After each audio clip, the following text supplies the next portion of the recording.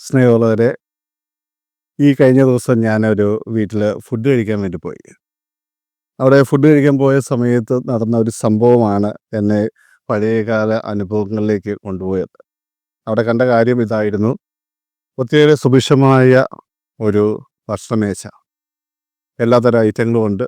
പക്ഷേ അപ്പോഴും വാശി പിടിച്ച് മാറിയിരിക്കുന്ന ഒരു കുട്ടി. അവൻ്റെ അടുത്തേക്ക് അമ്മ ഓരോ ഭക്ഷണപദാർത്ഥങ്ങളുമായിട്ട് ചെല്ലും. "മോനെ ഇത് കഴിക്ക്, എനിക്കത് വേണ്ട. ഇത് കഴിക്ക്, അത് വേണ്ട." അങ്ങനെ ആകെക്കൂടെ അലമ്പാകുന്ന ഒരവസ്ഥ.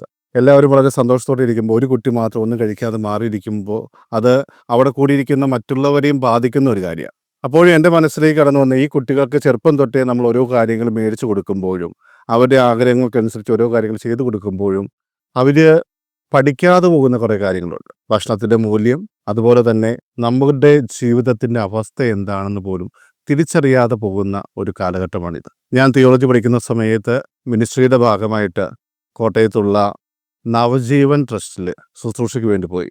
ഞാൻ ഒരു മാസത്തോളം അവിടെ ചിലവഴിച്ചു. അവിടെ ഞങ്ങൾ 19 ബ്രദേഴ്സ് ഉണ്ടായിരുന്നു. പല ഗ്രൂപ്പിൽപ്പെട്ടവരാകും.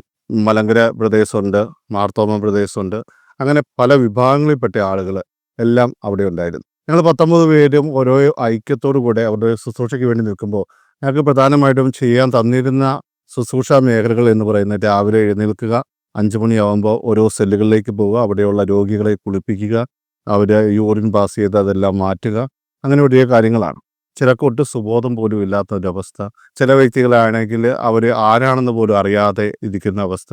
ചിലർ സ്വന്തം വിസർജ്യം പോലും കഴിച്ചുകൊണ്ടിരിക്കുന്ന ഒരു സാഹചര്യത്തിൽ നിന്നാണ് അവരെ ആ ഒരു ആലയത്തിലേക്ക് കൊണ്ടുവന്നത് എന്ന് കേൾക്കുമ്പോൾ നമുക്കറിയാം എത്ര മഹോന്നതമായ ഒരു ശുശ്രൂഷയാണ് അവിടെ തോമസ് ചേട്ടൻ നടത്തിക്കൊണ്ടിരിക്കുന്നത്. കാരണം എല്ലാവർക്കും അറിയാവുന്നതാണ് പി. തോമസ് ചേട്ടന്. അപ്പോൾ അദ്ദേഹത്തിൻ്റെ അവിടെ പോയി ഞങ്ങൾ ഈ ശുശ്രൂഷ ചെയ്യുമ്പോൾ അദ്ദേഹം ഞങ്ങൾക്ക് നൽകിയ മറ്റൊരു ഡ്യൂട്ടി ആയിരുന്നു ഈ മെഡിക്കൽ കോളേജിലും അതേപോലെ ജനറൽ ഹോസ്പിറ്റലിലൊക്കെ ഫുഡ് വിതരണം ചെയ്യാൻ പോകും. അങ്ങനെ രാവിലെ തന്നെ അതിനുള്ള തയ്യാറെടുപ്പുകളെല്ലാം ചെയ്യും. പച്ചക്കറി അരിഞ്ഞു കൊടുക്കാൻ ഞങ്ങൾ സഹായിക്കും, ബ്രേക്ക്ഫാസ്റ്റ് ഉണ്ടാക്കുന്നതിന് ഞങ്ങൾ സഹായിക്കും, അതുപോലെ ഉച്ചഭക്ഷണം കൊടുക്കുവാൻ വേണ്ടി ബസ്സിൽ കയറിയിരിക്കും.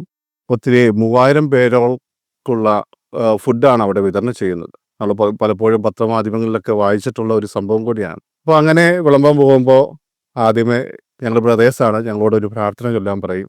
ഞങ്ങൾ നിന്ന് ആ ഗ്രൂപ്പിൽ നിന്ന് പ്രാർത്ഥിക്കും. പ്രാർത്ഥനയ്ക്ക് ശേഷം പതിയെ ചോറ് വിളമ്പി കൊടുക്കാൻ നിൽക്കുകയാണ്. ഞങ്ങൾ നോക്കുമ്പോൾ വലിയൊരു ക്യൂ ആണ്. ഇത്രയും പേർക്കുള്ള ഫുഡ് അവിടെ ഉണ്ടാകുമോ എന്നുള്ള സംശയം പലപ്പോഴും ഞങ്ങൾക്ക് തോന്നിയിട്ടുണ്ട്. പക്ഷേ ഓരോരുത്തർ വരുമ്പോൾ അവർ കൃത്യം പറയും, "സാറേ, ഞങ്ങൾക്ക് 2 പേർക്കുള്ള ഫുഡ് മതി, ഞങ്ങൾ 2 പേരാണുള്ളത്." ചിലർ വന്ന് പറയും, "ഞങ്ങൾക്ക് ഇത്രയും വേണ്ട, ഞങ്ങൾ കഴിക്കുന്ന വളരെ തുച്ഛമായിട്ടുള്ള അതിനുള്ളത് തന്നാൽ മതി." എല്ലാവർക്കും വളരെ സൗജന്യമായിട്ടാണ് അത് കൊടുക്കുന്നതെങ്കിലും ഓരോരുത്തരും അവരുടെ ആവശ്യത്തിനനുസരിച്ച് മാത്രമാണ് മേടിക്കുന്നത്. ഒരു വളരെ മനോഹരമായൊരു കാഴ്ച. കാരണം തൊട്ടുപുറകിൽ നിൽക്കുന്ന വ്യക്തിക്കും കിട്ടണം എന്ന ആഗ്രഹത്തോടു കൂടെ തങ്ങളുടെ ആവശ്യങ്ങൾക്ക് അനുസരിച്ച് മാത്രം ഫുഡ് മേടിച്ച് പോകുന്നു. ഒരു നേരത്തെ ഫുഡായിരിക്കാം, പക്ഷേ അതിനു വേണ്ടി ക്ഷമയോടെ 2 മണിക്കൂറുകളൊക്കെ അവർ ആ ക്യൂവിൽ നിൽക്കുന്നത് ഞാൻ പലപ്പോഴും കണ്ടിട്ടുണ്ട്. ഒരു മാസം ആ ഒരു ശുശ്രൂഷ ചെയ്യുമ്പോൾ എപ്പോഴും മനസ്സിലേക്ക് കടന്നു വരുന്ന ഒരു ചിന്തയും അത് തന്നെയാണ്. ഇവരത്ര ക്ഷമയോടെ അവിടെ കാത്തു നിന്നിട്ടും അവർക്ക് ആവശ്യമായത് മാത്രം മേടിച്ച് മറ്റുള്ളവർക്ക് വേണ്ടി മാറ്റിവെക്കുന്ന ഒരു മനോഹരമായ കാഴ്ച എന്നും മനസ്സിൽ നിന്ന ഒരു കാഴ്ചയാണ്. അപ്പോൾ ആ കുട്ടിയുടെ ഒരു സംഭവം എന്നെ ഇരുത്തി ചിന്തിപ്പിച്ചത് ഇതാണ്. അവർക്ക് ഫുഡിൻ്റെ വില അറിയില്ല. അതേസമയം മെഡിക്കൽ കോളേജിൽ കണ്ട കാഴ്ച, അവർക്കെല്ലാം ഫുഡിൻ്റെ വില അറിയാവുന്നത്. അതുകൊണ്ടാണ് ഞങ്ങൾക്ക് ആവശ്യമായത് മാത്രം മതി, കൂടുതലൊന്നും ഞങ്ങൾക്ക് വേണ്ട, വളരെ തുച്ഛമായതാണോ അത് മതി, കാരണം എൻ്റെയും എൻ്റെ കൂടെയുള്ള ആളുടെയും വിശപ്പടക്കുവാൻ ഇത്രയും മതി, വെറുതെ നശിപ്പിച്ച് കളയാൻ വേണ്ടി ഇത് ഞാൻ മേടിക്കില്ല. കാരണം എന്നെപ്പോലെ തന്നെ അർഹതപ്പെട്ട ഒത്തിരിയേറെ ആളുകൾ എൻ്റെ പുറകിൽ നിൽക്കുന്നുണ്ട്. പക്ഷേ ഇന്നത്തെ കുട്ടികൾക്ക് ഇല്ലാതായി പോകുന്ന ചിന്തയും അതാണ്. പലപ്പോഴും മാതാപിതാക്കൾ കടന്നു പോകുന്ന സ്ട്രഗിൾ എന്താണെന്ന് പോലും തിരിച്ചറിയാതെ തങ്ങളുടെ ഇഷ്ടം നേടിയെടുക്കുവാൻ വേണ്ടി അവർ നിർബന്ധ ബുദ്ധിയോടുകൂടെ ഞങ്ങൾക്കത് വേണം, അത് വേണമെന്ന് പറഞ്ഞാൽ വേണം, അതിൻ്റെ അപ്പുറത്തേക്കൊന്നും അവർക്കറിയണ്ട.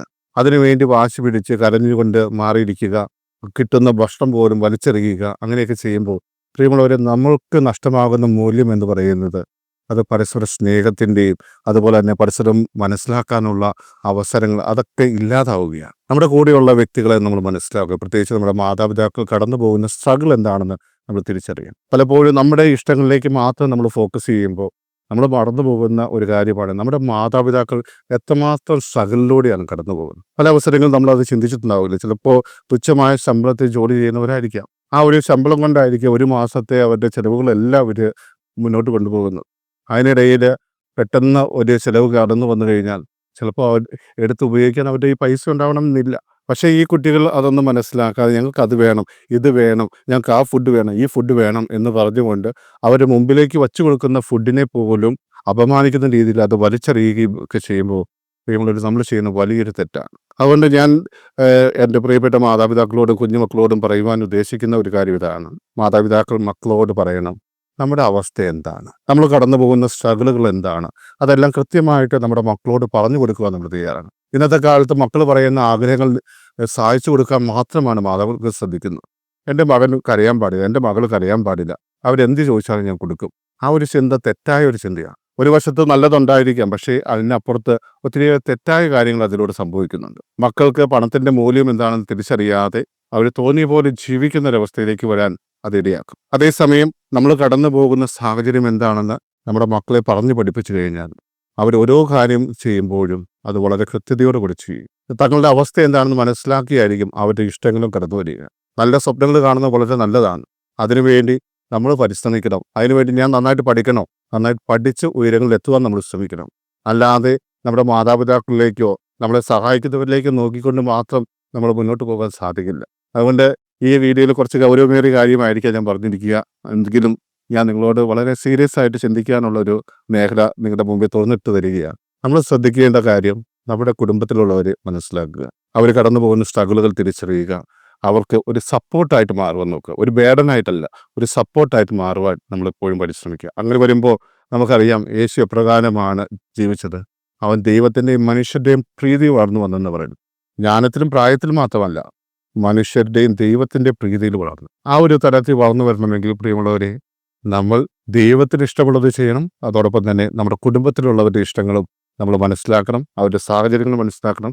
അതിനനുസരിച്ച് നമ്മുടെ ജീവിതത്തെ ക്രമീകരിക്കണം. കുഞ്ഞു മക്കളാണെങ്കിൽ നല്ല രീതിയിൽ പഠിച്ച് ആ മാതാപിതാക്കളെ ഒരിക്കലും കരയിപ്പിക്കാതിരിക്കുവാൻ തീരുമാനമെടുത്ത് മുന്നോട്ട് പോകണം. അതിന് ഈ ഒരു വീഡിയോ നിങ്ങൾക്ക് സഹായകരമാകട്ടെ. എല്ലാവിധ ആശംസകളും നേരുന്നു. പരീക്ഷാ കാലഘട്ടമൊക്കെ വന്നുകൊണ്ടിരിക്കുകയാണ്. കൂടുതൽ നന്നായിട്ട് പഠിക്കുക. നിസ്സാര കാര്യങ്ങൾക്ക് വേണ്ടി വാശി പിടിക്കാതിരിക്കുക. നിങ്ങളുടെ മാതാപിതാക്കളെ തിരിച്ചറിയുക. അതോടൊപ്പം തന്നെ നിങ്ങൾ അവർക്കൊരു സപ്പോർട്ടാകും എന്ന ബോധ്യം അവർക്കും നൽകുക. അതിന് ഈ വീഡിയോ നിങ്ങളെ സഹായിക്കട്ടെ. പുതിയൊരു വീഡിയോയുമായി നമുക്ക് വീണ്ടും കാണാം. അതുവരെ ക്ഷമയോടെ കാത്തിരിക്കും.